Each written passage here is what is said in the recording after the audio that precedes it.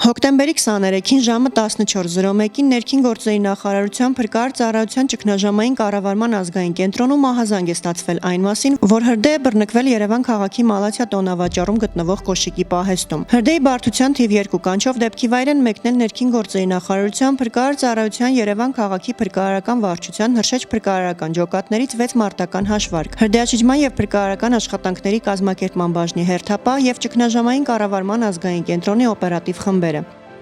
Հրդեհի բարդությունից ելնելով ժամը 14:54-ին հայտարարվել է թիվ 3 կանչ, ինչի արդյունքում դեպքի վայր են մեկնել եւս 4 մարտական հաշվարկ, ինչպես նաեւ փրկարարական ուժերի եւ հոգեբանական աջակցության ու բժշկական ապահովման վարչությունների հերթապահ խմբերը։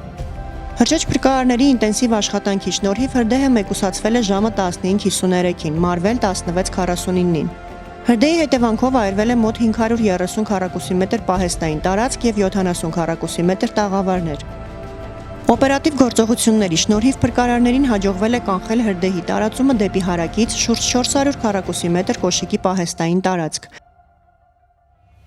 Անվտանգության նկատառումներից ելնելով տեղում իրականացվել է հերթապահություն։